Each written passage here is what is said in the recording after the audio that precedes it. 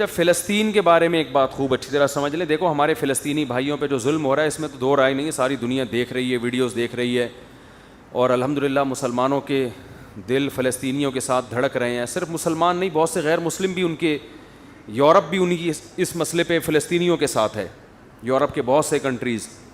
تو یہ مسئلہ کوئی ایسا نہیں ہے کہ جس میں صرف مسلمان ہی یہ سمجھتے ہوں کہ فلسطینیوں کے ساتھ ظلم ہو رہا ہے. چند کنٹریز کی دہشت گردی ہے جو ساری دنیا جانتی ہے. اب دیکھو اس میں مسئلہ پتہ ہے کیا ہوتا ہے, مسئلہ یہ ہوتا ہے کہ ایسے موقع پہ لوگ ہمارے جذبات سے غلط فائدہ اٹھا لیتے ہیں.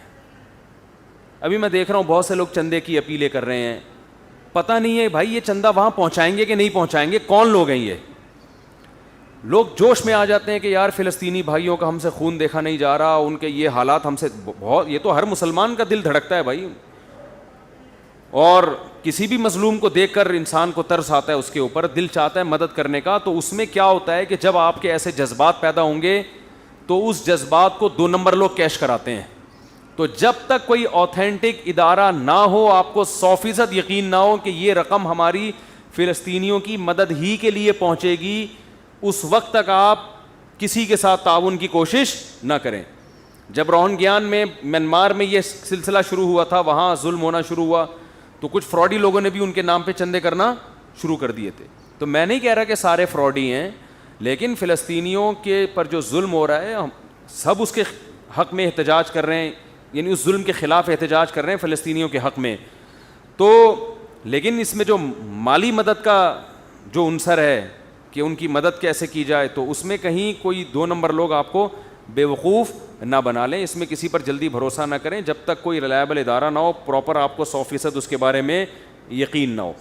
دوسری بات یہ کہ اس وقت ہماری حکومت کی, دیکھو ہم جو چھوٹا موٹا احتجاج کر رہے ہیں, ادھر یوٹیوب پہ کر دیا, ادھر فیس بک پہ کر دیا, اس سے ہونے والا کچھ بھی نہیں ہے.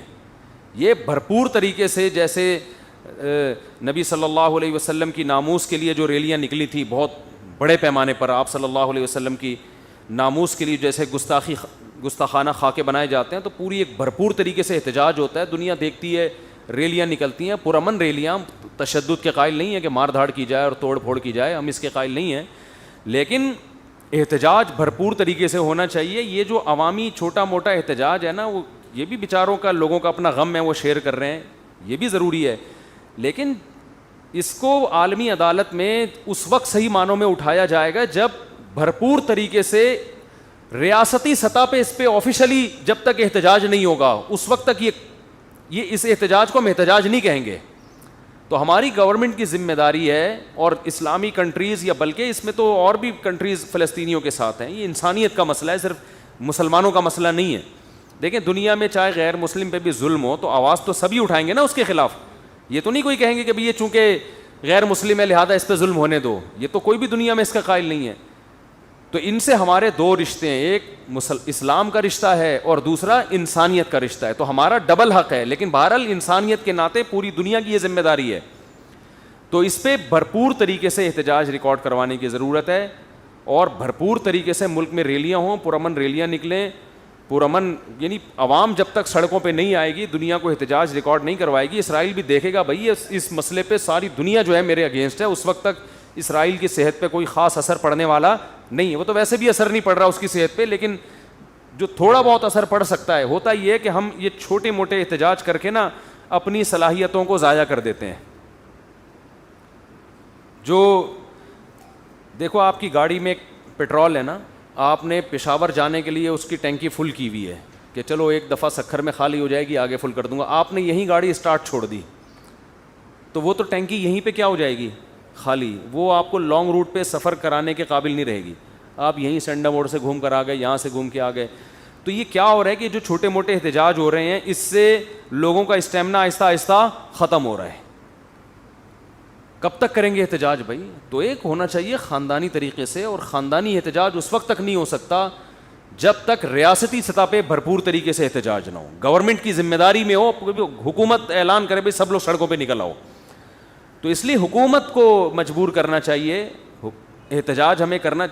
دیکھیں جب تک کسی کا ایک ہدف نہیں ہوتا نا, اس وقت تک آپ کا کوئی بھی مطالبہ مانا نہیں جائے گا.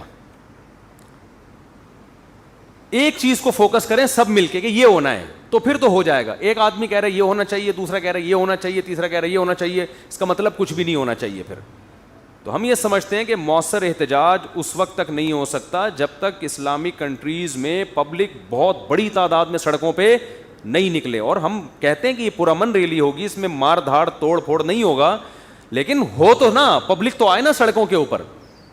ہماری اور آپ کی دعوت پر کتنے لوگ نکل آئیں گے؟ اور دوسری بات یہ کہ یہ تو سیاسی لوگوں کا کام ہے پبلک کو روڈوں پہ لانا. یہ مذہبی لوگ جو جن کا سیاست سے تعلق نہیں ہے, نہ ان کو یہ طریقہ آتا ہے پبلک کو روڈ پہ لانے کا, نہ ان کی دعوت پہ لوگ آئیں گے.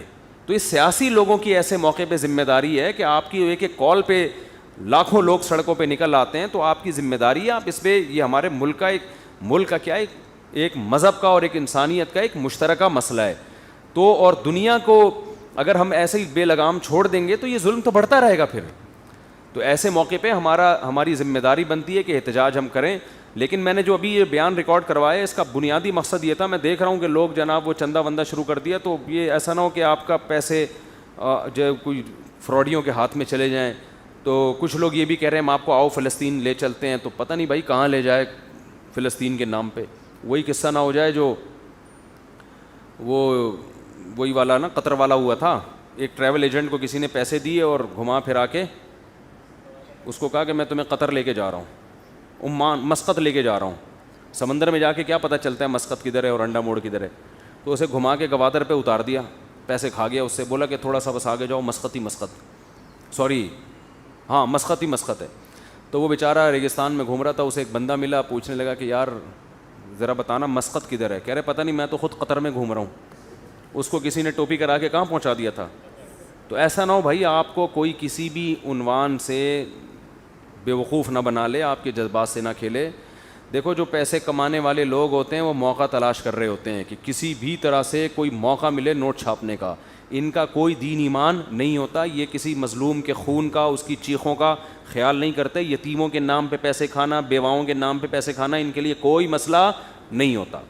تو آپ اپنے پیسے کو اگر زیادہ ہیں خام خواہ میں تو مجھے لا کے دے دو یار, ہدیہ دے دو مجھے لا کے دے دو فری میں, مجھے ضرورت نہیں ہے. لیکن اگر پھینکنا ہی ہے تو مجھے دے دو, میں تو کھاؤں گا, پیوں گا, بریانی کھاؤں گا مسالے والی, ٹھیک ہے نا, انڈے والا برگر کھاؤں گا, مجھے یہ زنگر زیادہ پسند نہیں ہے, انڈے والا زیادہ پسند ہے. پیسے بھی بچیں گے آپ کے, جو بچ جائیں گے واپس کر دوں گا. ٹھیک ہے. لوگ کہہ رہے ہوتے ہیں نا پھر تیرے پاس فالتو پیسے ہیں تو مجھے دے دے. تو فالتو پیسے اگر آپ کے پاس ہیں بھائی, مسجد کے ڈبے میں ڈال دو اور کسی مدرسے میں دے دو. خام خواہ میں فراڈیوں کو دینے کی ضرورت نہیں ہے. تو ہاں میں یہ نہیں کہہ رہا ان کی مدد نہ کریں, وہ تو فرض ہے, لیکن بہت اچھی طرح پہلے